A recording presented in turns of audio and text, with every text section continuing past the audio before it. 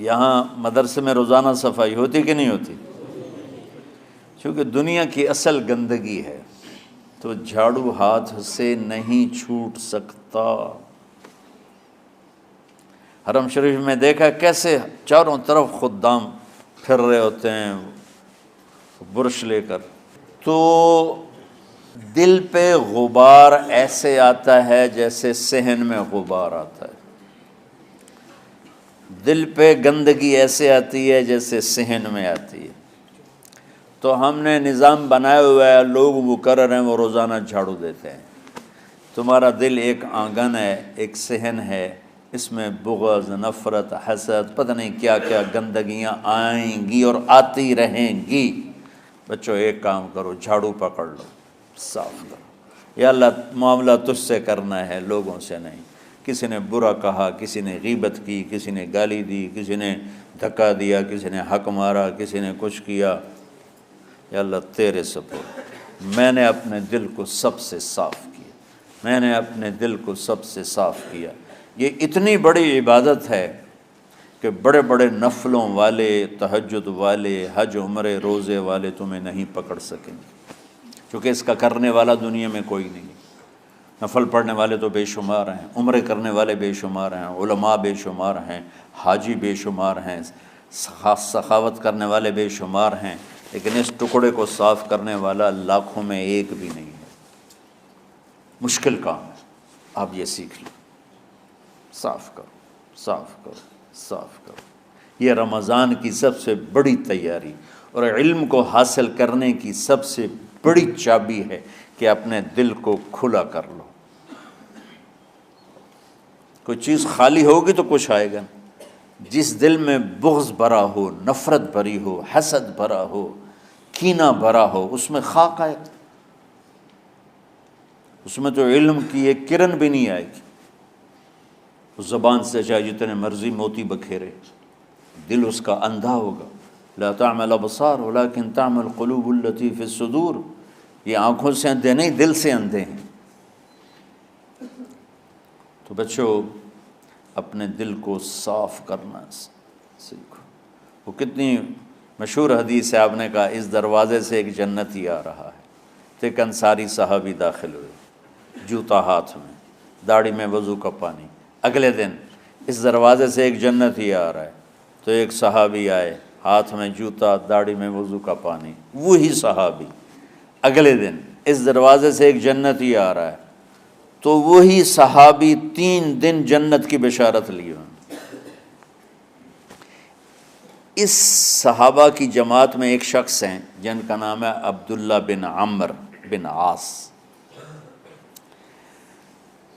ان سے بڑا عبادت گزار صحابہ میں کوئی نہیں تھا، نہ سابقین میں نہ متاخرین میں، نہ پہلوں میں نہ بعد والوں میں۔ ان کی عبادت کیا تھی؟ ساری رات جاگنا، سارے دن کا روزہ، اور ایک ختم قرآن صبح سے شام تک۔ اتنی اللہ نے طاقت دی تھی۔ پھر وہی غلوب والی بات آ گئی، ایکسٹریم ہونے والی بات آ گئی۔ ان کی شادی والی رات حجلہ عروسی میں داخل ہو رہے ہیں، دلہن کے کمرے میں داخل ہو رہے ہیں، اور مصلی بچھا کے اللہ اکبر، اور دے نفل تے نفل، دے نفل تے نفل۔ تو ان کی بیگم نے دیکھا تو وہ بھی خیر کا زمانہ تھا، انہوں نے وضو کیا اور پیچھے مصلی بچھا کے وہ بھی فجر تک نفل پڑھتے رہے۔ صبح ہوئی تو حضرت عمرو بن عاص رضی اللہ عنہ نے پوچھا، بیٹی رات کیسی گزری؟ کہا جی ماشاءاللہ آپ کے بیٹے تو بڑے عبادت گزار ہیں، ساری رات نفلوں میں ہی گزری۔ تو وہ ان کو شکایت کر دی۔ حضرت عمرو بن عاص کو اتنا غصہ چڑھا، وہ بیٹے کو تو کچھ نہیں کہا، کتنی حکمت کی بات ہے، سیدھے گئے اللہ کے نبی کے پاس، یا رسول اللہ یہ عبداللہ دیکھیں کیسا نادان ہے، اس کی شادی کی ساری رات نفل پڑھتا رہا۔ تو آپ کہتے ہیں ماشاءاللہ ماشاءاللہ کتنی بڑی بات ہے، نفلوں میں گزر گئی، رات بھی نفلوں میں گزر گئی۔ تو آپ نے حضرت عبداللہ بن عمرو کو بلا کے ڈانٹا کہ تو نے مہینے میں 3 دن روزے رکھنے ہیں، بس اس سے زیادہ نہیں رکھنے، اور ہفتے میں 1 قرآن ختم کرنا ہے۔ کہا یا رسول اللہ میرے اندر طاقت زیادہ ہے۔ پھر اچھا 15 دن روزے رکھنے، کہ نہیں میرے اندر طاقت زیادہ ہے۔ آپ اس کو تھوڑا تھوڑا کر کے گھٹاتے رہے، اور وہ ہر دفعہ نہیں یا رسول اللہ میرے اندر طاقت زیادہ ہے۔ تو آخر میں آپ نے کہا اچھا چلو صوم داؤدی پہ آ جاؤ، 1 دن روزہ رکھو، 1 دن افطار کرو، اور 3 دن سے پہلے قرآن ختم نہیں کرنا۔ تو آپ نے اس کو پیچھے کیا۔ یہ بیٹھے تھے اس محفل میں، ان کے دل میں آیا کیا یہ بزرگ مجھ سے زیادہ عبادت کرتے؟ رات میں ساری جاگتا ہوں، دن روزہ رکھتا ہوں، 1 ختم کرتا ہوں، تو جنت کی بشارت تو مجھے ملنی چاہیے تھی، ان کو کیسے مل رہی؟ یہ کسی کتاب میں نہیں لکھا کہ یہ ان کا جذبہ تھا، لیکن جو کہ میں ان کی سیرت کو جانتا ہوں تو مجھے خیال آتا ہے کہ ان کی نفسیات میں یہ بات آئی ہوگی، چونکہ صرف انہیں کو خیال آیا کہ میں جا کے دیکھتا ہوں کہ یہ بزرگ کیا کرتے ہیں۔ تو ان کے پاس پہنچ گئے، چاچا، ذرا وہ ادھیڑ عمر تھے، چاچا وہ میرے ابا تھوڑے ناراض ہیں، تو کچھ دن آپ کے پاس گزارنا کا، بیٹا بسم اللہ آ جاؤ۔ اب رات ہوتے ہی عشاء کی نماز پڑھ کے انہوں نے جلدی سے چادر اوپر لی اور یوں سراغ کر کے ان چاچے کو دیکھنے لگے ایسے کر کہ اب یہ کیا ساری رات سجدہ کرے گا، اور ساری رات روتے روتے روتے روتے مصلی گیلا ہو جائے گا، یا ساری رات رکوع کرے گا، ساری رات قیام کرے گا، ساری رات قرآن پڑھے گا، اس تصور سے یوں دیکھ رہے۔ اور وہ بزرگ صحابی تشریف لائے، سرانے پہ سر رکھا، اللہم بسمک اموت و احیا، ہو گئے۔ اب یہ دیکھ رہے ہیں ابھی اٹھیں گے، ابھی اٹھیں گے، ابھی اٹھیں گے، اٹھے نا، فجر کی اذان پہ اٹھے۔ اب یہ تو حیران پریشان ہو گئے کہ یہ کیا ہو؟ اس زمانے میں تو منافق تہجد نہیں چھوڑتے تھے ڈر کے مارے کہ پتہ نہ چل جائے ہمارے کفر کا، تو یہ چاچا جنت بھی لے گیا تو ستا بھی پیا کہ چلو کل دیکھوں گا۔ اگلی رات پھر چادر سر پہ کر کے اور یوں سوراخ کر کے لیٹے ہوئے اور دیکھ رہے۔ چاچا پھر تشریف لائے اور سرانے پہ سر رکھا، اللہم بسمک اموت و احیا، ہو گئے۔ فجر کی اذان پہ اٹھے، یہ اور پریشان ہو گئے کہ میرا نبی کا فرمان تو سچا ہے، اس میں تو شک بھی کفر ہے، لیکن عمل کیا ہے جس پر اس کو جنت کی بشارت ملی؟ 2 رکعت نفل بھی نہیں۔ اور آج کے دور میں تم میں سے ماشاءاللہ اکثر بچے تہجد پڑھتے ہیں کہ 1 رات اور دیکھوں گا، تیسری رات اللہم بسمک اموت و احیا، ہو گئی ساری رات۔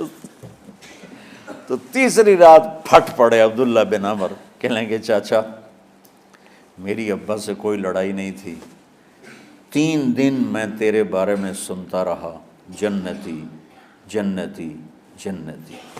میں دیکھنے آیا تھا کہ آپ کیا کرتے ہیں، آپ تو کچھ بھی نہیں کرتے ہو، ساری رات سوتے رہتے ہو، اب کیا کرتے ہو؟ انہوں نے کہا بیٹا یہی ہے جو تم نے دیکھا ہے۔ اب ان کو سمجھ میں نہیں آ رہا کہ یہ جوڑ کیسے بٹھاؤں، ادھر جنت کی بشارت، ادھر ساری رات خراٹے، اب یہ اس میں جوڑ کیسے بٹھاؤں، کیونکہ نبی کی بات تو غلط ہو نہیں سکتی۔ تو اب وہ نا ایسے نا بڑے بے دل سے ہو کر واپس مڑے، پتہ نہیں کی چکر ہوئے گی کوئی گل۔ جب وہ دروازے تک پہنچے تو کہنے لگے بیٹا ادھر آنا، واپس آ گئے۔ کہا میں تمہیں اصل راز کی بات بتاتا ہوں۔ کہا کیا ہے کیا ہے؟ تو یہاں ہاتھ رکھا، کہا یہ جو دل ہے نا اس میں کسی انسان کی نفرت نہیں۔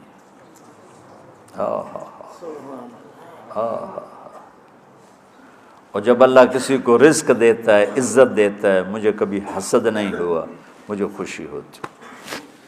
تو عبداللہ بن عمر نے کہنا تھا ہاں یہ بات ہے، نہیں، انہوں نے کہا ہاذا ہوا، اچھل کے کہنے لگے ہاذا ہوا، ہاں ہاں ہاں ہاں یہی ہے یہی ہے یہی ہے۔ پھر کہنے لگے چاچا پر یہ میرے بس کا نہیں ہے، کون کرے گا یہ؟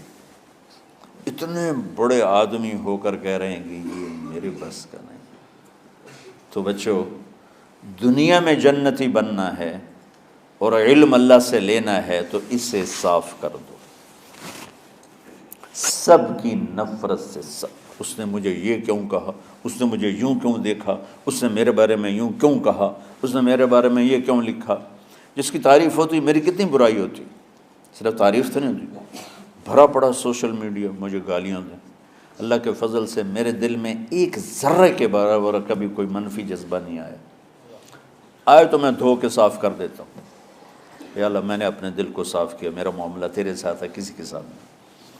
یہی آپ رمضان کی سب سے بڑی تیاری، علم کے حاصل کرنے کا سب سے بڑا ہتھیار آپ کو یہ نہیں ہے کہ تمہیں کتابیں یاد ہو جائیں، تمہیں اشعار یاد ہو جائیں۔ تو ساری امت سے کہتا ہوں رمضان کا استقبال کرو، دلوں کو صاف کر کے، نفرتوں کو مٹا کے، مذہبی نفرت، دنیاوی نفرت، رشتوں کی نفرت، بول چال کی نفرت، سیاست کی نفرت، لین دین کی نفرت، ان سب سے اپنے دل کو صاف کرو تاکہ رمضان میں اللہ نے علم اتارا، اللہ تعالیٰ آپ کو علم عطا فرمائے، اور باقی لوگ جو عام دنیا میں زندگی گزار رہے ہیں ان کے دلوں میں اللہ رمضان کا نور اتارے اور ہدایت کا نور اتارے۔ یہ سب سے بڑی تیاری ہے اس کی۔ اور کسی سے گلہ ہے، غصہ ہے، ناراضگی ہے، کسی سے بولتے نہیں ہو، ابھی سے شعبان آ چکا ہے، آپ شعبان سے رمضان کی تیاری شروع فرما دیتے تھے، تو اس کی تیاری کیا ہے؟ وہ دلوں کو صاف کرو، معاف کرو، معافی مانگو، تمہارا قصور نہیں پھر بھی معافی مانگ لو، دلوں کو صاف کرو، اور اللہ سے سخاوت مانگو کہ اللہ کو سخی بھی پسند ہے اور صاف دل والا بھی پسند ہے۔